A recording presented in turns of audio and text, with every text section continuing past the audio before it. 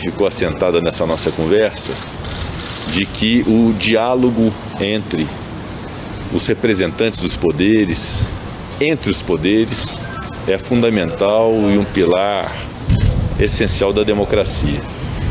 E fiz um pedido muito especial ao presidente Luiz Fux para que possamos restabelecer esse diálogo, inclusive com o Poder Executivo. A busca pelo diálogo já é marca registrada do presidente do Senado. E na quarta-feira, lá foi ele mais uma vez exercitar essa habilidade em visita ao presidente do Supremo, o ministro Luiz Fux.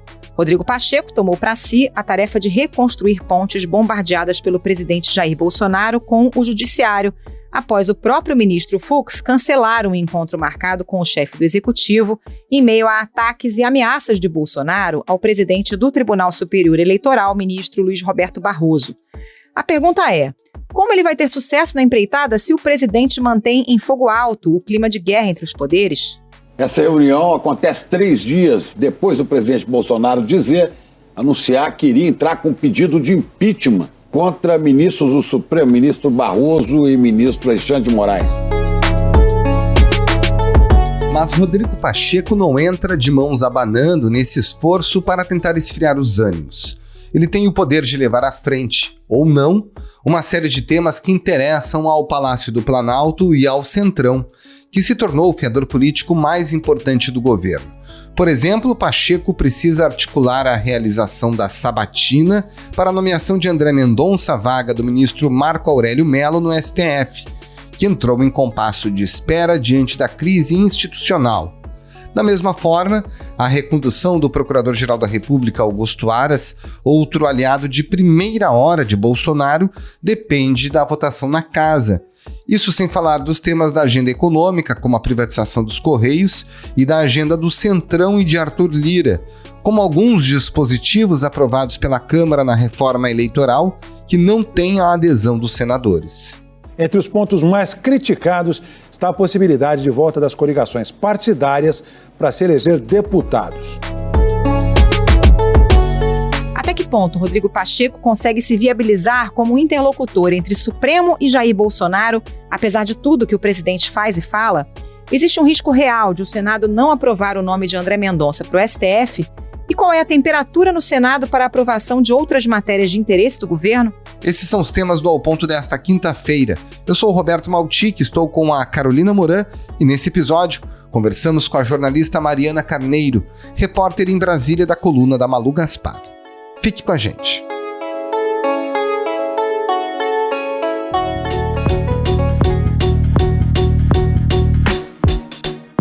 Mariana Carneiro, para a gente começar essa conversa, vamos situar o nosso ouvinte sobre em que pé que está a relação do Senado com o governo, porque o presidente Rodrigo Pacheco foi ontem ao Supremo para tentar restabelecer o diálogo entre judiciário e executivo. A gente pode dizer que nesse momento o Rodrigo Pacheco está tentando se apresentar aí como um construtor de pontes, tentando fazer essa ponte entre os poderes? Vamos começar primeiro com a situação do governo no Senado. Não é uma situação boa. Para começar, o Senado ele é formado hoje majoritariamente, os principais partidos do Senado, as maiores bancadas se autodeclaram independentes. Se você somar o MDB do Senado, por exemplo, que se autodeclara independente, que tem 16 senadores, com o PSD, que tem 11 senadores, mais a oposição, que tem 8 senadores, você tem um caldo de 35 senadores, entre 81 que falam que são oposição ou independentes ao governo. Então, assim, a situação do governo, a formação da base no Senado é mais complexa para o governo do que é na Câmara, por natureza, pela composição do Senado. Agora, o fato do Bolsonaro ter feito esse movimento, né, de pressionar o Senado pelo impeachment dos ministros do Supremo, que é uma bandeira que ele está acenando para a claque dele, né, para o público mais fiel dele, dificulta ainda mais que ele faça a composição dessa base no Senado. E foi para isso que ele contratou o Ciro Nogueira, né? Vamos lembrar que o Ciro Nogueira é um senador do Centrão, do PP, mas é um cara que está há muito tempo no Senado, que conversa com esses caras e que poderia sim finalmente criar uma base mais sólida para o governo no Senado, apesar dessa composição, digamos, adversa. Então, quando o Bolsonaro criou essa pressão nova sobre o impeachment dos ministros do Supremo, em cima do Pacheco, ele dificultou o trabalho do Ciro Nogueira, entendeu? De certa maneira, ele colocou um obstáculo ali para o Ciro Nogueira formar a base que ele foi contratado para fazer. Eu acho que o Pacheco, nesse momento, vamos tentar avaliar o discurso do Pacheco, como que ele sai do Supremo hoje. Primeiro, o Pacheco chegou ao Supremo hoje porque ele pediu ao Fux essa conversa. Então, partiu do Pacheco ir ao Fux, ou seja, ele atravessou a esplanada para o lado oposto do Palácio do Planalto. Né? A Praça dos Três Poderes, ele tomou a direção oposta, foi no Supremo. Então, ele foi no, digamos assim, polo oposto do Bolsonaro para reafirmar coisas como democracia, fazer críticas, por exemplo, falar a democracia não pode ser aviltada da forma que vem sendo. Esse discurso é um discurso que, ao mesmo tempo, ele reafirma o compromisso dele com a democracia, mas ele está dizendo, olha, Bolsonaro, somos muito diferentes. Eu e o Fux aqui somos muito diferentes de você. E concordamos que o radicalismo e o extremismo são muito ruins para o Brasil e são capazes de derrotar a democracia. Então, ao mesmo tempo que ele fala, olha, Fux, vamos receber o Bolsonaro, que ele decidiu, né, pedir para o Fux para ele receber o Bolsonaro novamente, para ele reatar o diálogo com o Bolsonaro, ele dá uma sinalização de que tudo bem, vamos fazer esse diálogo, mas vamos fazer esse diálogo noutros termos. Entendeu? São termos, por exemplo, impeachment, que ele fala, impeachment de ministro, que é a bandeira do Bolsonaro, né, a agenda do Bolsonaro nesse momento. Ele diz que não é uma solução, que ele acha que não é o caso. Então ele já está dizendo, Bolsonaro, ó, por aí não vai, entendeu? Então eu vejo ele aberto ao diálogo, dizendo que está aí para pacificação, porque isso é uma marca política do Pacheco e é uma marca que ele quer projetar para fora, de olho até eventualmente numa candidatura dele em 2022, né, de que ele é a terceira via, de que ele é um cara de centro, que ele é um cara moderado, que ele é um cara que conversa com os polos, não sei o quê, mas noutros termos. A gente vai abrir um diálogo sim, Bolsonaro, mas é noutros termos, não é nesse termo aí que você está querendo levar.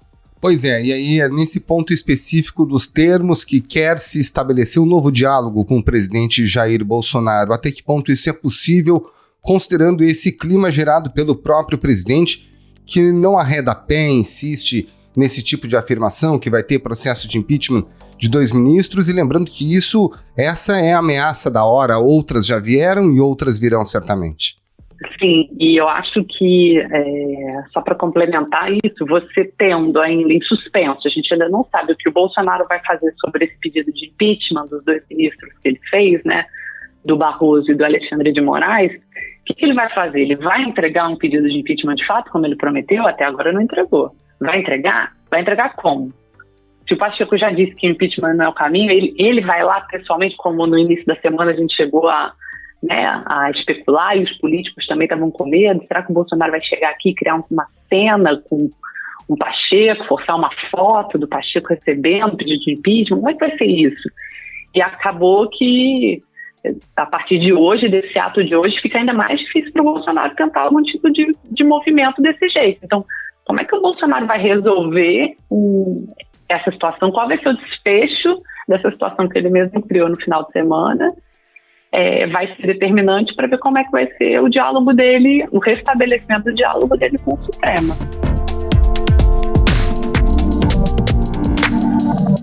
Mariana, o senador Ciro Nogueira assumiu a Casa Civil dizendo que ia ser um amortecedor do governo e prometendo melhorar a interlocução, principalmente com o Senado, né? Já que é um senador. Até que ponto ele está conseguindo mesmo servir como amortecedor, apesar de todo esse ímpeto golpista do presidente Jair Bolsonaro? Ou está mais para um garçom aí atendendo os pedidos do Centrão? O pacificador da República, né? O Ministério da Pacificação, como ele disse.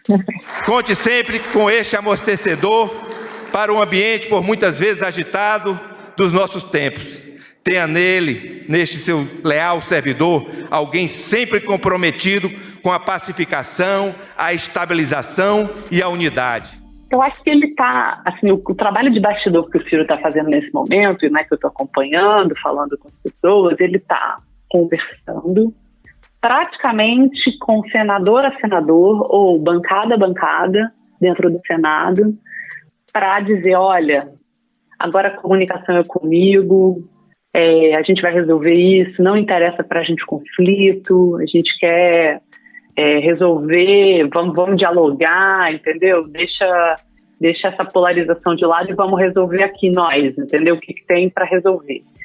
E quando ele faz isso, ele sim está fazendo um trabalho de formiguinha de pacificação, entendeu? É uma coisa que não aparece no jornal, que nas primeiras páginas, ele fazendo discurso, não sei o quê, mas por baixo, ali no bastidor, ele está trabalhando bastante nessa história da pacificação, pelo menos com o Senado. Agora, como eu disse antes, o Bolsonaro colocou um problema novo para ele resolver, que é a história do impeachment. E isso gerou um problemaço, tá, assim, no Senado, né? Tem uma mini rebelião em curso por causa dessa pressão nova do Bolsonaro e também porque o Senado ainda vive aquele conflito de como vai ser resolvido o diálogo do governo com os senadores. Isso quer dizer, em grande medida, como a base do governo vai ser atendida em termos de emendas e cargos, né? Todo mundo pensa que na Câmara, pelo menos é o que eu ouço aqui, que na Câmara o Arthur Lira conseguiu resolver muito bem a situação. Ele conversa com os líderes, ele distribui parte do orçamento e tal. No Senado a coisa ainda está muito truncada, porque era muito feita pelo Davi Alcolumbre quando ele era presidente do Senado. Veio o Pacheco não quis assumir a mesma tarefa que o Davi, que isso é fazer uma coisa mais independente, que é o estilo dele, é o estilo que ele quer projetar, mas ficou uma interlocução truncada, né? A gente ouve muitos senadores dizendo, mas, por exemplo, vou dar um exemplo prático disso, uma pauta que o governo aprovou na Câmara, que foi a privatização dos Correios. Até agora, os senadores estão me contando que o governo não mandou um emissário, vai lá conversar com os senadores e dizer, tá bom, governo, eu quero, que vocês querem da privatização? Qual é o plano? É isso. Por que você está privatizando? O que vai acontecer? Não teve essa interlocução, esse contato, essa política na melhor forma que a gente pode dizer, entendeu? Não estou falando nem de toma lá da cá, que a gente pode dizer, mas da política mesmo, da natureza da política. Não teve essa conversa. Então, como é que o governo espera que seja pautado e passe uma pauta como essa, de privatização dos Correios no Senado?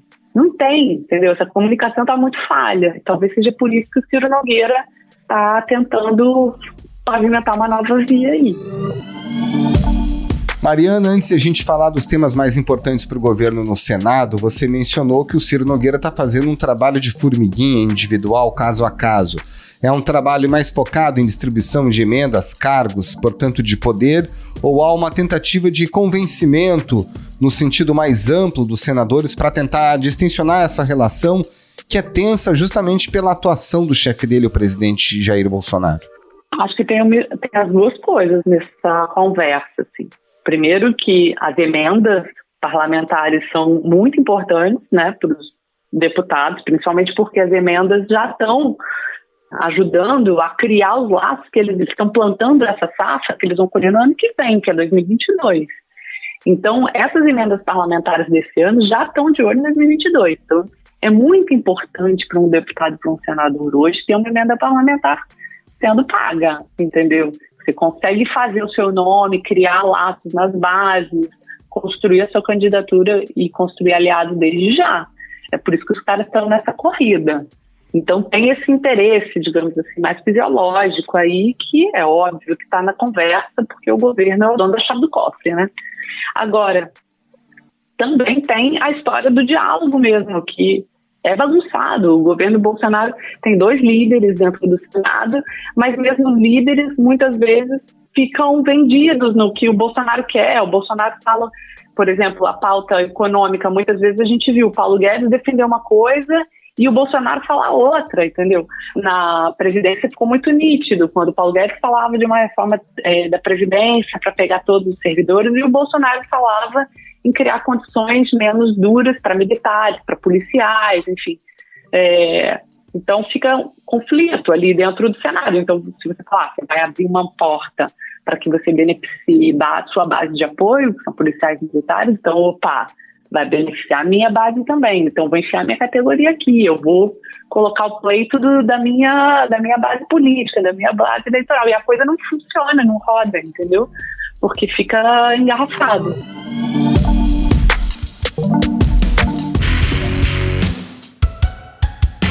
Mari, por que o Senado é tão crucial para o governo nesse momento? Vamos relembrar que alguns fatores, né? Tem a CPI da Covid, tem nomeações importantes nas mãos do Senado e matérias também do interesse do governo, né? Isso, CPI da Covid, o relatório, o Renan tem falado para os senadores que deve concluir o relatório até o meio de setembro. E não deve ser um relatório nem um pouco favorável para o governo, deve imputar crise para muita gente do governo, inclusive até para o Bolsonaro. O relator Renan Calheiros e o vice-presidente Randolfo Rodrigues consideram que já há elementos suficientes para pedir o indiciamento do presidente Bolsonaro por falsificação de documento. Isso vai ser duro, vai ser uma batalha muito dura para o governo, né? Vamos dizer como é que eles vão derrubar esse relatório, se é que eles vão conseguir, vão criar um relatório do governo, um relatório 2, né? O desfecho da CPI vai ser muito duro para o governo, politicamente. E tem as duas sabatinas que são muito importantes para o governo nesse momento, que é a do Procurador-Geral da República, o Augusto Aras, que o mandato dele vence agora em meados de setembro, e ele tenta a recondução, né, foi indicado pelo Bolsonaro para ser reconduzido, e o André Mendonça, que foi indicado pelo Bolsonaro para o Supremo e que também está esperando. Fora isso, as pautas todas econômicas, vamos lembrar, privatização dos Correios, vai vir a parte da tributária, que a gente ainda não sabe exatamente o que vai ser. O senador, hoje eu estava conversando com o senador mais cedo, ele estava reclamando, tudo bem, estamos discutindo a reforma do imposto de renda na Câmara, mas tem uma parte da reforma tributária que está no Senado. E cadê essa parte? Ninguém sabe onde está. O governo vai querer aprovar essa parte? O que o governo quer dessa parte? A gente não sabe. Ninguém diz pra gente o que quer, entendeu? Então o governo também não se ajuda nessa questão de criar governabilidade. O que o governo quer? Qual é a proposta do Bolsonaro em termos de gestão? Né? A gente está vendo que o Bolsonaro está fazendo muito discurso e pouca gestão nesse momento, né? Então, essa pauta econômica tributária, e tem a pauta agora mais urgente para os políticos, que são as coligações, né? Que os deputados têm muito interesse que seja aprovado. Tem que ser 1 ano antes da eleição, que tem que ser aprovado para poder valer em 2022. Isso é muito importante para a eleição de deputado, não muda nada para a eleição para senador, por isso que o Senado não tem a mesma urgência que os deputados têm.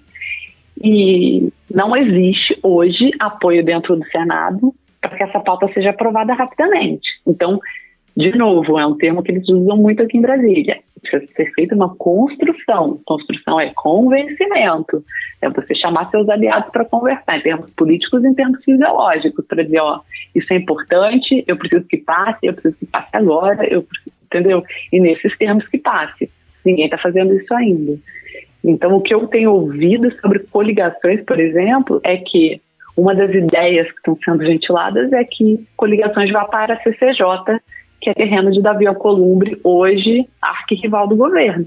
Se chegar lá, o Davi vai pautar? Será que ele pauta rápido? Por quê?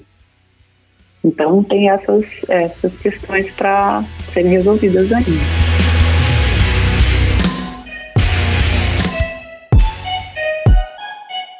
Mariana, você mencionou que a vida do André Mendonça e do Augusto Aras não está nada fácil nesse momento no Senado, mas ainda assim a gente sabe que esse tipo de nomeação normalmente, usualmente acaba passando, mesmo com desgastes, mesmo com dificuldades.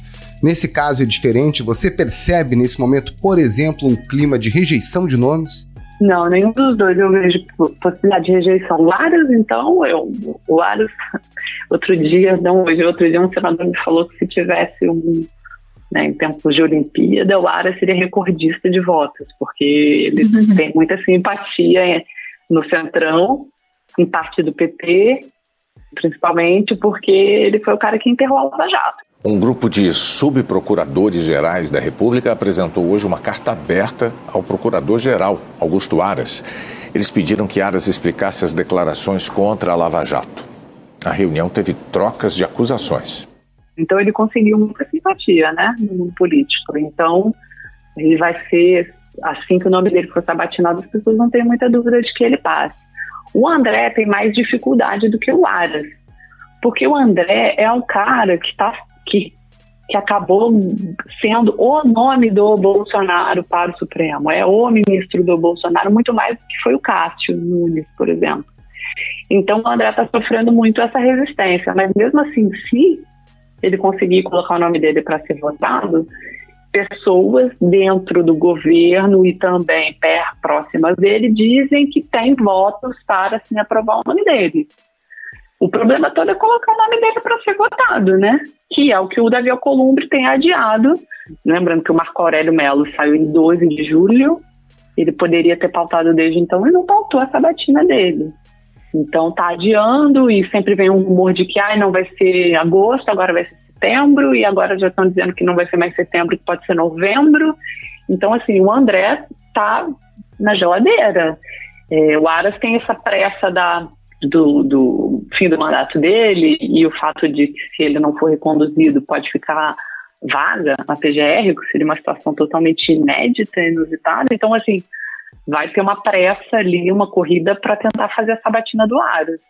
O melhor quadro que pode acontecer para o governo e para o André é que eles consigam fazer uma sabatina conjunta, ou uma sabatina na mesma semana, que aí o André pega carona um pouco no Aras. E aí dilui um pouco o risco do André não passar.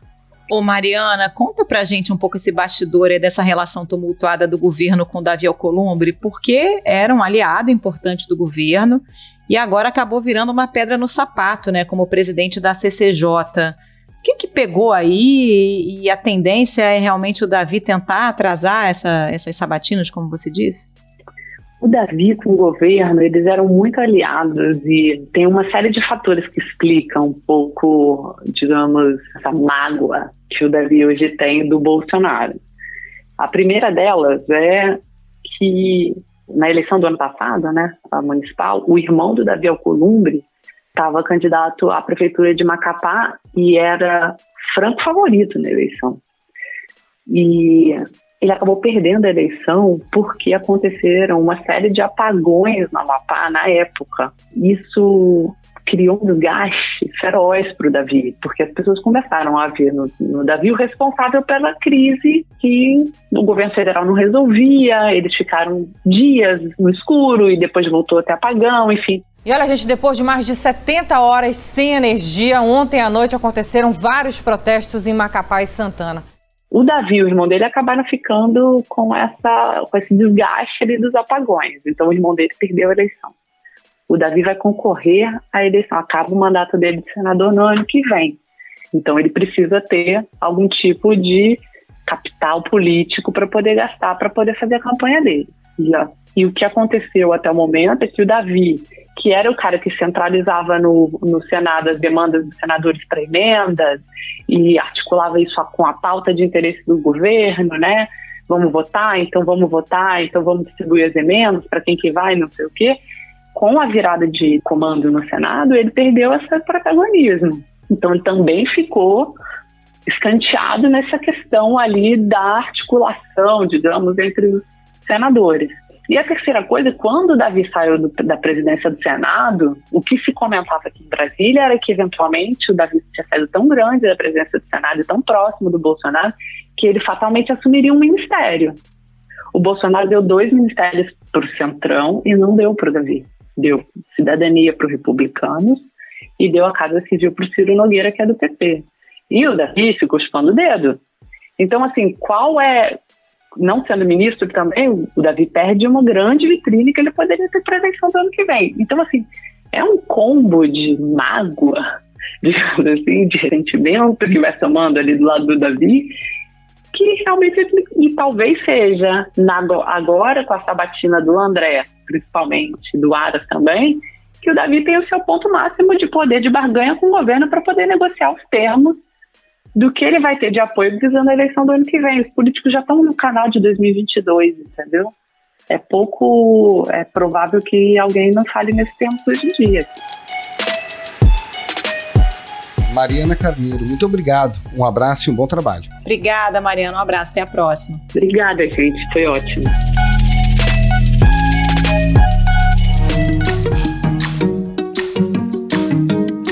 Esse foi o Ponto de hoje, o podcast diário da redação do Globo. Nessa conversa a gente conta com a participação de toda a equipe do jornal, as mesmas pessoas que levam até você informação e análise de qualidade todos os dias. Quer saber mais? Assine o Globo. Acesse assineoglobo.com.br e confira todas as notícias e reportagens especiais. A edição é do João Guilherme Lacerda. Tchau. Até mais.